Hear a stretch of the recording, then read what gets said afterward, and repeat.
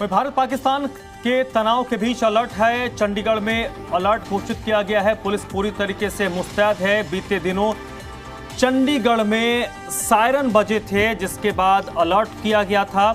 Siren बजते ही लोगों को घरों में रहने की सलाह दी गई है। साथ ही साथ एक अपील प्रशासन की तरफ से की गई है कि लोगों को घबराना नहीं है। और सबसे बड़ी बात कि वर्तमान स्थिति में अफवाहों पर ध्यान ना दें। जो आधिकारिक सोर्स हैं, वहां से जो जानकारी मिल रही है, उन्हीं सोर्सेस पर भरोसा करें कि भारत पाकिस्तान के बीच जो तनाव है, उस तनाव के बीच में अलर्ट किया गया है। चंडीगढ़ में पुलिस अलर्ट है।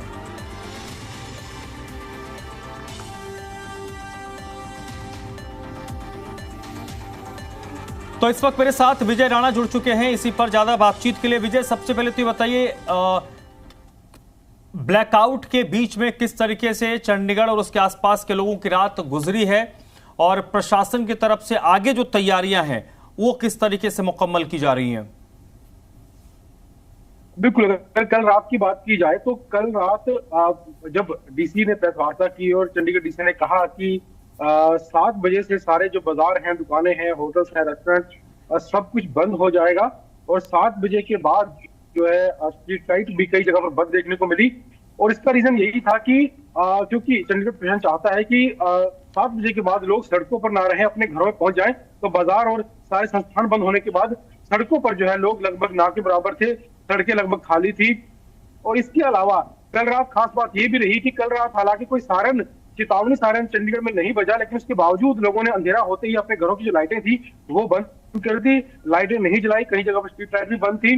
बिना सायरन के ही लोग जो है इतनी एहतियात बरत रहे थे कि पूरे चंडीगढ़ में एक ब्लैकआउट की स्थिति बनी हुई थी।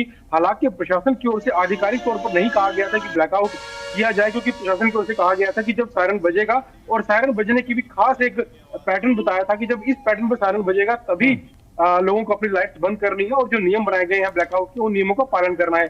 लेकिन लोग इतने जागरूक हैं, सतर्क हैं कि जब सायरन नहीं भी बजा था तब भी लोग अंधेरे में थे, अपने घरों की लाइटें बंद कर रखी थी और जितने भी नियम थे ब्लैकआउट के, उन नियमों का पालन जो है वो किया जा रहा था। और प्रशासन ने जो 7 बजे पूरे शहर को बंद करने का ऐलान किया था, उसका भी बहुत बड़ा असर देखने को मिला। पूरा शहर 7 बजे तक बंद हो चुका था और लोग भी सड़कों पर उसमें मौजूद नहीं थे, वाहन सड़कों पर मौजूद नहीं थे। एक सफल प्रयास हम कह सकते हैं कि प्रशासन की ओर से जो कहा गया उसका लोगों ने पालन किया। और गनीमत ये रही, अच्छी बात ये रही कि कल रात जो है सायरन नहीं बजा, लेकिन पिछले 2 दिनों से लगातार चंडीगढ़ में सायरन बज रहा था। और 7 और 8 तारीख की रात जो पहली बार चंडीगढ़ में सायरन बजा था, उस समय चंडीगढ़ को टारगेट किया गया था पाकिस्तान की ओर से और रॉकेट और मिसाइल और ड्रोन जो है दागे गए थे। हालांकि चंडीगढ़ तक कोई भी मिसाइल या ड्रोन नहीं पहुंच पाया, उसे बीच में ही ध्वस्त कर दिया भारतीय सेनाओं की ओर से। लेकिन चंडीगढ़ प्रशासन को ये बात पता चल चुकी है कि चंडीगढ़ जो है वो भी एक टारगेट है पाकिस्तान का, और इस वजह से एहतियात जो है पूरी बरती जा रही है। इसके अलावा चंडीगढ़ में जो संवेदनशील इलाके हैं, जैसे यहाँ पर जो वायुसेना का एयरबेस है, पंचकुला में चंडी मंदिर है, इसके अलावा हालांकि अंबाला में भी बड़ा आर्मी बेस है, तो उन सेंसिटिव इलाके यहाँ पर पहचान की गई है। और चंडीगढ़ में एयरबेस के आसपास जो रिहायशी इलाके हैं उनको लेकर भी चंडीगढ़ प्रशासन कोशिश कर रहा है कि अगर जरूरत पड़ती है तो उन इलाकों से लोगों को निकाल कर दूसरी जगह शिफ्ट किया जाएगा। और उसके लिए चंडीगढ़ में कई होटल्स और जो धर्मशालाएं हैं उसकी व्यवस्था कर ली गई है। यानी कई हजार लोगों को अगर एकदम से एक रात में हटाना पड़े तो उसके लिए भी व्यवस्था पूरी चंडीगढ़ में कर ली गई है। इसके अलावा अस्पतालों में व्यवस्था कर ली गई है कि अगर जरूरत पड़ती है तो अस्पतालों में भी खास जो स्थान है वो निर्धारित कर लिए गए हैं, बेड निर्धारित कर लिए गए हैं, ताकि किसी भी आपात स्थिति में पहले से निपटा जा सके, पहले से प्रबंध पूरे हों, किसी भी तरह की कमी ना रहे। तो इस तरह के जो प्रबंध हैं वो चंडीगढ़ में किए जा रहे हैं। और साथ ही साथ इस ऐसे ही प्रबंध जो है पूरे ट्राई सिटी चंडीगढ़, पंचकुला और मोहाली में किए जा रहे हैं। और अंबाला में भी इस तरह के प्रबंध जो है वो किए जा रहे हैं, क्योंकि ये सभी जो शहर है ये संवेदनशील शहर है। यहाँ पर आर्मी और वायुसेना के संवेदनशील इलाके हैं, तो इस वजह से प्रशासन जो है पूरी एहतियात बरत रहा है। और अच्छी बात यह है कि लोगों का साथ प्रशासन को पूरी तरह से मिल रहा है। इसमें एक बात और मैं जोड़ना चाहूंगा, अगर हम चंडीगढ़ की बात कर लेते हैं तो चंडीगढ़ में एक वॉलंटरी जो ट्रेनिंग है वो आज से शुरू चंडीगढ़ प्रशासन कर रहा है, जिसमें 3 घंटे की ट्रेनिंग युवाओं को दी जाएगी। जो भी युवा प्रशासन मिलकर काम करना चाहते हैं उन्हें यह ट्रेनिंग दी जाएगी कि अगर आपातकाल शुरू होता है, इमरजेंसी शुरू होती है, कोई भी बुरा समय आता है तो किस तरह से लोगों की मदद करनी है, चाहे उन्हें एक जगह से दूसरी जगह शिफ्ट करना हो या मेडिकल सुविधा देनी हो या खाने पीने की व्यवस्था करनी हो, यानी आपात स्थिति में कैसे काम करना है। तो युवाओं को 3-3 घंटे की ट्रेनिंग जो है वो आज से शुरू होगी, और जो भी युवा काम करना चाहता है एडमिन के, एडमिनिस्ट्रेशन के, तो वो युवा वहां पर जाकर 3 घंटे की ट्रेनिंग ले सकता है, ताकि बाद में अगर जरूरत पड़ती है तो फिर उन युवाओं को सहायता के लिए बुलाया जाएगा। जी विजय, अगर हम बात करें तो इन परिस्थितियों में मेडिकल सेक्टर की भूमिका भी बहुत अहम हो जाती है। तो चंडीगढ़ में किस तरीके की मेडिकल सेक्टर की तैयारियां हैं, कैसे उनको स्टैंड बाय के मूड पर रखा गया है, क्या उनकी अपनी तैयारी है?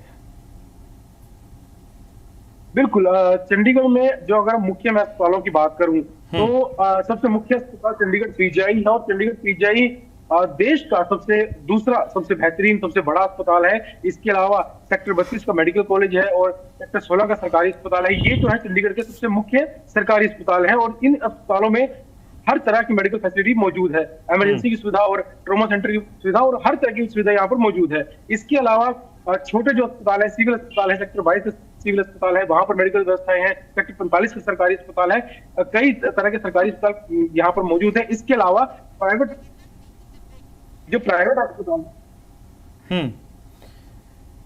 अस्पताल है चंडीगढ़ में, उनसे भी जो बातचीत है प्रशासन ने की है, ताकि अगर जरूरत पड़ती है तो वहां पर भी लोगों को शिफ्ट किया जा सकता है। यानी आपात स्थिति, कैसी भी आपात स्थिति आए, उसको लेकर हर तरह से पहले से विचार विमर्श किया जा चुका है चंडीगढ़ प्रशासन की ओर से, और अगर आपात स्थिति आती है तो हर तरह से चंडीगढ़ प्रशासन जो है वो तैयार है। और ये भी प्रशासन की ओर से हालांकि कहा गया है कि लोग घबराएं नहीं, घबराहट में ना आए, और दुकानदारों से भी आग्रह किया गया है कि वो वस्तुओं को जमा करके ना रखें, ताकि लोगों को कोई परेशानी ना हो। जिस तरह से आम तौर पर जिंदगी लाइफ चल रही है, जीवन चल रहा है, उस तरह से चलता रहेगा सब कुछ, कोई दिक्कत नहीं है। क्योंकि कई तरह से अफवाहें कई बार फैल जाती है, कई बार लोग अपने घरों में सामान जमा करना शुरू कर देते हैं या दुकानदार जमाखोरी करना शुरू कर देते हैं। जैसे कि कल हमें देखने को मिला चंडीगढ़ में कि पेट्रोल डीजल के लिए लंबी लंबी लाइनें पेट्रोल पंप पर लगी, वो भी एक अफवाह का ही असर था कि जब लोगों को लगा कि पेट्रोल डीजल की कमी हो जाएगी या पेट्रोल पंप बंद हो जाएंगे, तो इस तरीके से अफवाहें कई तरह की फैल जाती है। तो उसको लेकर प्रशासन ने कहा कि अफवाहों पर ध्यान नहीं देना चाहिए,